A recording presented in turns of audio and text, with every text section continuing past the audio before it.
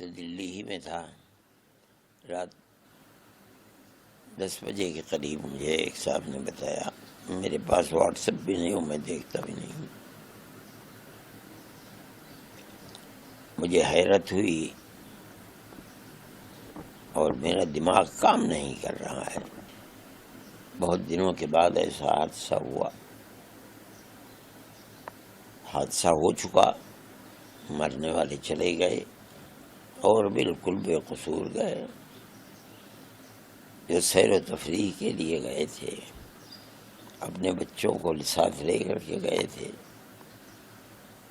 ان کے ساتھ ایسا اندھا کام کرنا اور مذہب کے نام پر کرنا، میں تو یہ سمجھتا ہوں کہ یہ بڑے ظالم لوگ ہیں. ان کا مذہب سے کوئی تعلق نہیں ہے.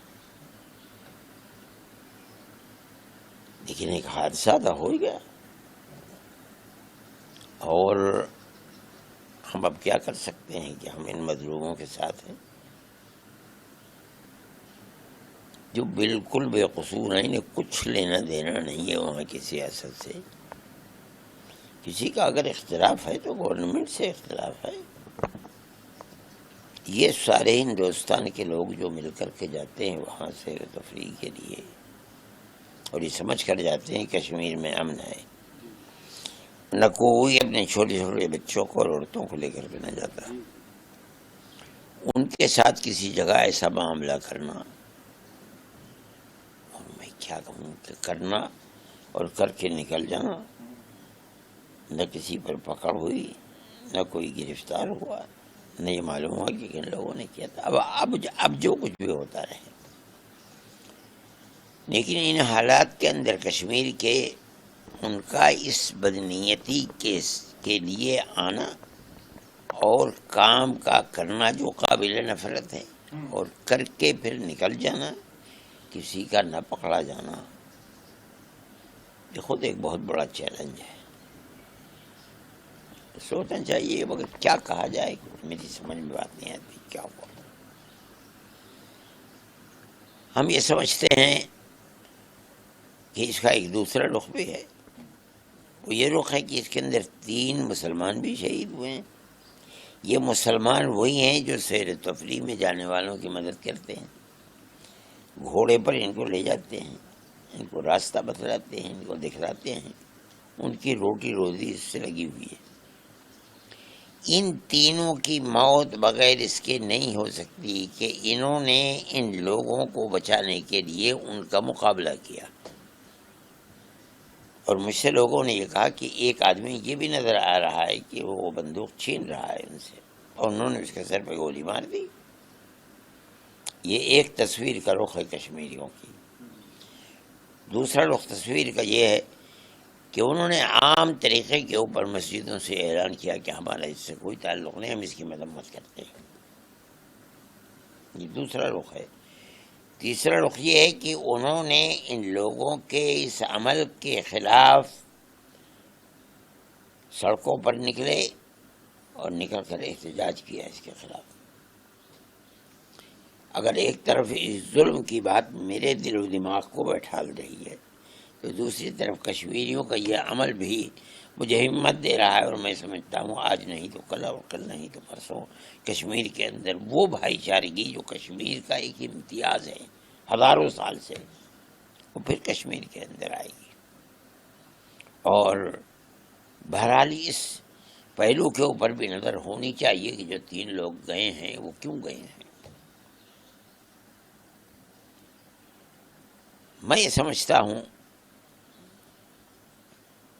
کہ مذہب کے نام کے اوپر جو کچھ ہوا ہے یہ بہت بڑی چیز ہے. مذہب کا اس سے کوئی تعلق نہیں.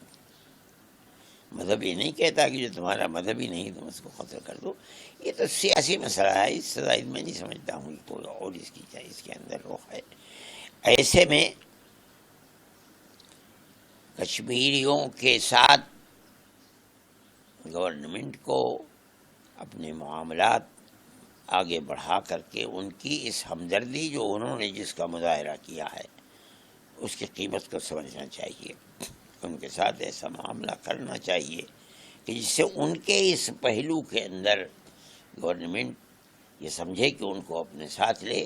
اس لیے کہ میں اب یہ سمجھتا ہوں کہ کشمیر کے اس طرح کے دہشت گردی کے معاملات میں کشمیریوں کو ساتھ لے کر اگر آپ چلیں گے تو بڑی جلدی ان کی مدد کر سکیں گے اور ان کے ہاتھوں کو پکڑ سکیں گے آپ. اور جو لوگ ظلم کر رہے ہیں ان کی گلے تک آپ کا ہاتھ پہنچ سکے گا. ورنہ تو یہ تو کسی وقت بھی کھڑے ہو کے کہیں بھی دوبارہ پھر کر دیں گے. اس سے یہ بھی ایک پہلو ہے کہ کشمیریوں کی روٹی روزی بھی انہی لوگوں سے جڑی ہوئی ہے جو ساری دنیا سے آتے ہیں. یہ روٹی روزی کے دروازے بند ہو جائیں یہ نہیں ہو سکتا. ان کا یہ ان کے اس وقت اس جذبے کو ہاتھ میں لے کر کے اور اس طرح کے مسائل کے اوپر دروازے بند کرنے چاہیے. اور میں سمجھتا ہوں کہ اس صورت کے اندر مدد مل پائے گی گورنمنٹ. آپ نے سنا ہوگا ایک مہیلا ہے جس نے بتایا ہے اور بچے ہیں کہ وہ جو دہشت گرد تھے انہوں نے باقاعدہ نام پوچھا اور جب ان کو بتایا گیا مطلب جو اس طرح کی چیزیں سامنے آ رہی ہیں کہ ہندو اگر نام پتہ چلا تب انہوں نے گولی ماری. ہاں. تو یہ دہشت گردی جس حساب سے میں اس کے ساتھ ہی یہ بات کہہ رہا ہوں کہ 3 مسلمان بھی ان ہندوؤں کی طرف سے یعنی ان کا ساتھ دیتے ہوئے اور ان دہشت گردوں کے ساتھ سے بندوق چھینتے ہوئے انہیں اسی بنیاد کے اوپر تو یہ تھی دہشت گردوں کا معاملہ یہ ہے. لیکن یہ لوگ جو ان کے ساتھ ہیں ان کا معاملہ ان کے ساتھ یہ نہیں ہے.